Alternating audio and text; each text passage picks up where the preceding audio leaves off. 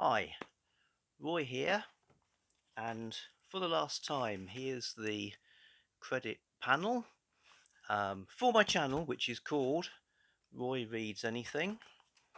Okay, so it's a booktube channel talking about eclectic reading, and seeing as we're coming to the end of 2022, I'm going to talk a little bit about what I did with Christmas Evil Readathon 2022, which was a December event reading a bunch of horror books with prompts and all sorts of associated hoopla. And in the end, I didn't get to participate as perhaps as fulsomely as I'd hoped to. It turned out that December this year occurred during December, so it was all sorts of Decemberish busyness and things coming along that made it difficult to do as much reading as I'd wanted to. I think technically I probably hit all the prompts. I'm going to talk about some of them. So there was a black magic prompt, and for that I read Dennis Wheatley's To the Devil a Daughter. So Dennis Wheatley, when I was growing up, this guy was like synonymous with horror stories or supernatural occult stories.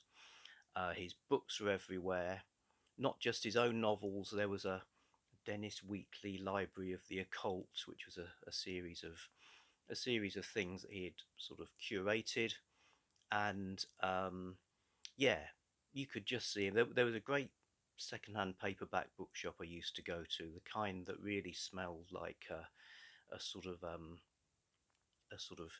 sort of paperback compost heap, and you'd see loads of these, loads of pan books of horror. So Dennis Wheatley, never actually read many of them, but I figured as it said black magic novel, it would be a good choice for a prompt to do with black magic. And it was a fun read. It's the first half is basically a thriller. So there's a young woman. It's set in the south of France. There's a young woman who appears to have been sort of exiled to a villa in the south of France, and there are some people trying to help her. And it turns out she's possessed, so there's a little bit of the occult creeps in, but and then she's like in trouble. She's like kidnapped by the enemy. Um, but it's quite slow moving. You can sort of see the appeal. It was written in the 1950s, so you're sitting there in your 1950s Britain with your austerity and rationing, and you're reading about characters eating lovely meals in the south of France, driving around in exotic motor cars, and all that kind of thing. There's a bit of a sense that Dennis Wheatley is a sort of man of the world author who knows about this stuff. A bit like Ian Fleming with his James Bond novels. So there's this sort of semi-thriller with a little bit of occult going on. Um, the the the occult and communism are seen as virtually the same thing. So the Kremlin is like the devil's sort of main headquarters on Earth, and it's bowling along. So I thought, oh, okay, this will be an undemanding read. The second half, much more black magic stuff kicks in, and there's occult things happening. There's all sorts of strange creatures, even the devil himself, sinister occultists.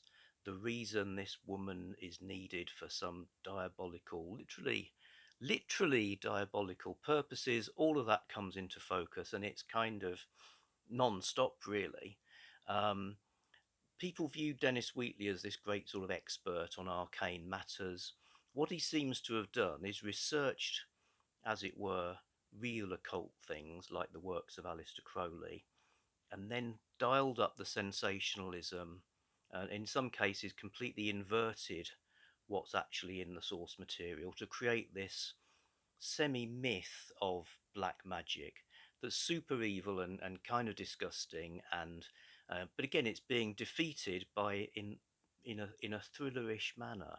So basically what you have is a sort of an occult thriller. I suppose you could see the characters in this as being like successors to the occult detectives of Victorian times, defeating evil. So, yeah, I think anyone who's interested in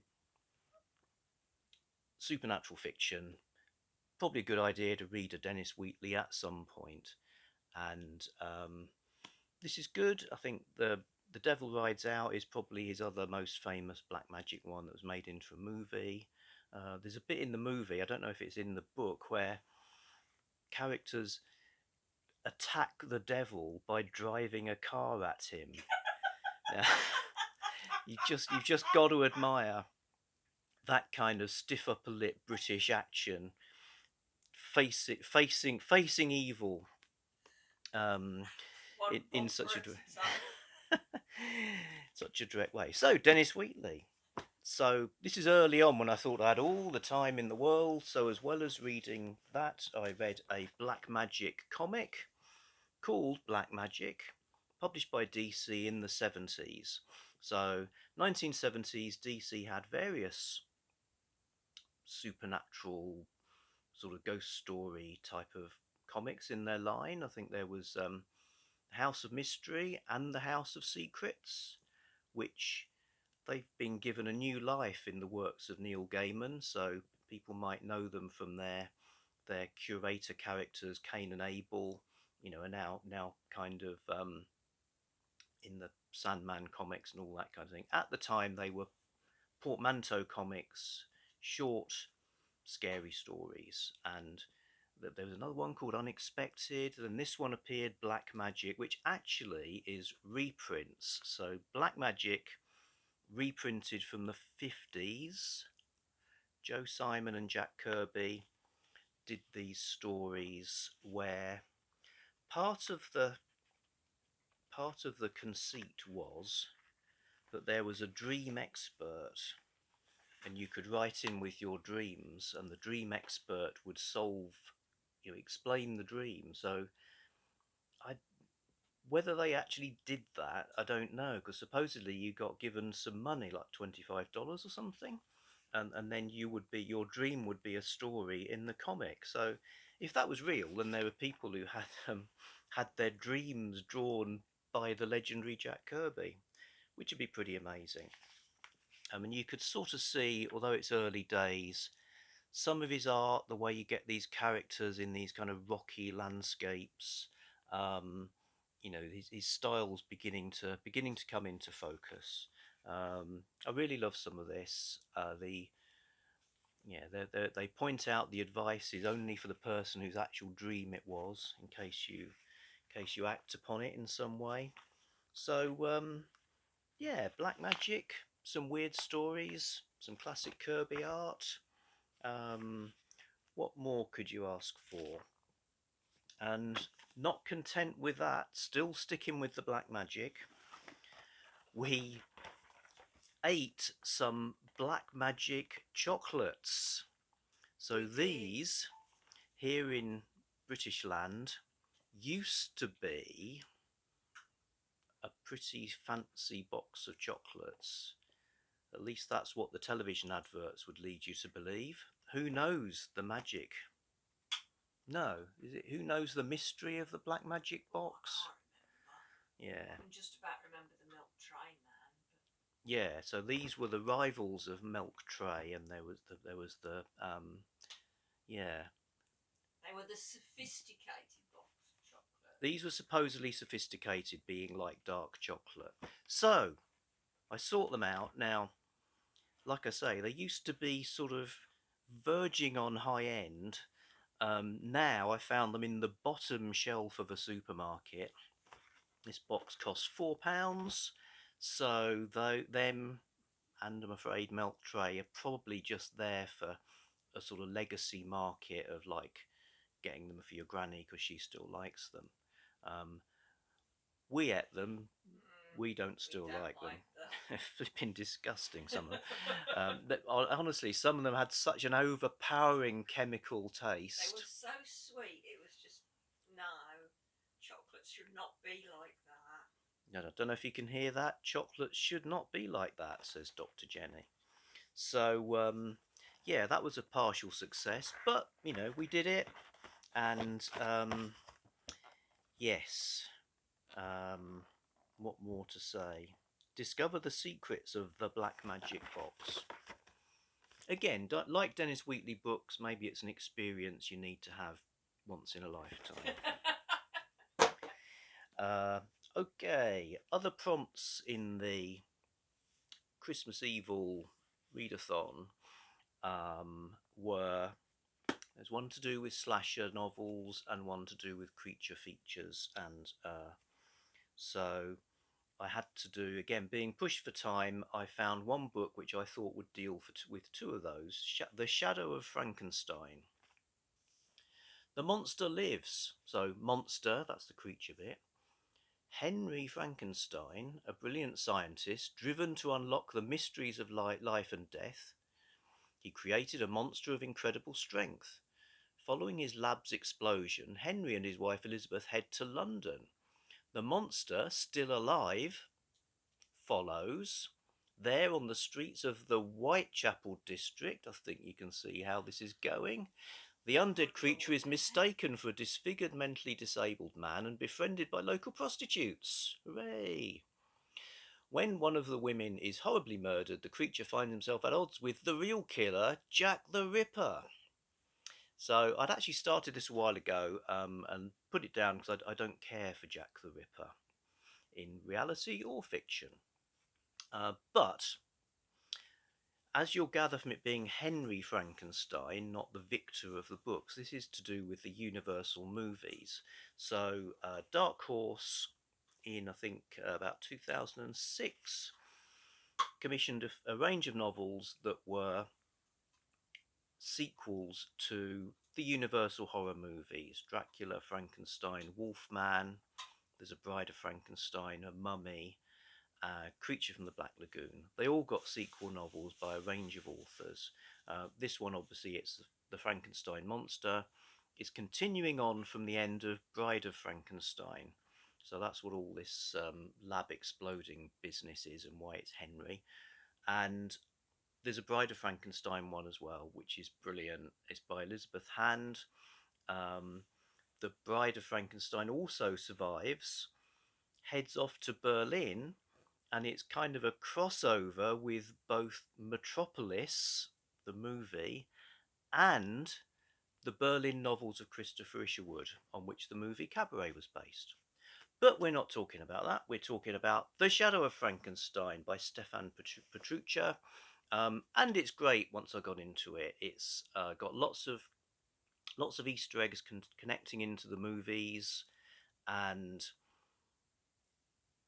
things happen. The science fiction aspect to do with how the monster is actually so resilient, and how there's still Jack the Ripper like 50 years later. That's all good, and yeah, good page turning adventure. So The Shadow of Frankenstein, glad to read that. It also contributed to my other December challenge, which was read what you own. I owned it, now I've read it, so that was another book I ticked off the list there. And I think final one I'll talk about. There's a new Tales of the Weird Christmas collection out called Haunters at the Hearth: Eerie Tales for Christmas Nights, edited by Tanya Kirk. So these are the British Library's series of collections of strange stories, and this one, as unusually, the stories go from 1864 to 1974, so there's some more modern stories than you usually get. Um, Victorian chillers nestled alongside unsettling modern pieces. Yeah, so great stuff, and I've read a couple of these, one of which would hit the winter prompt from the Tales of Evil, The Phantom Coach by Amelia B. Edwards.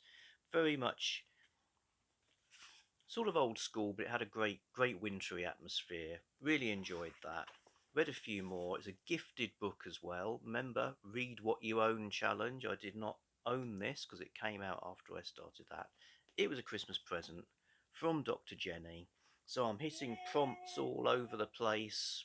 Don't hit Dr. Jenny. Angels are getting their wings, etc. So I might put this away now. I know it is still Christmas, and we do sort of try and keep things going till 12th night, but I think this might go either in the box with the Christmas decorations or on the shelf with the other Tales of the Weird to be summoned again when it feels like Christmas. And yeah, I guess I'll see you in the new year. I'll talk about reading plans coming up. Might be a bit sparse on the video front for the next few months because I'll be very busy with stuff to do with the course I'm doing, which I always thought I'd talked about loads, but as Jenny will attest, sometimes I've only talked about it in my head and not actually said the words out loud. So I'm studying an MA in 19th century studies. I'm in the second year of that, finishing it in September. I've got lots of stuff to do there, which might take me away from doing as much of this as I've been used to doing for a bit. Or as a displacement activity, I'll go into a frenzy of doing booktube videos and make like thousands of them till you're sick of the sight of me. Anyway, I'll shut up now. Thanks everybody. See you soon.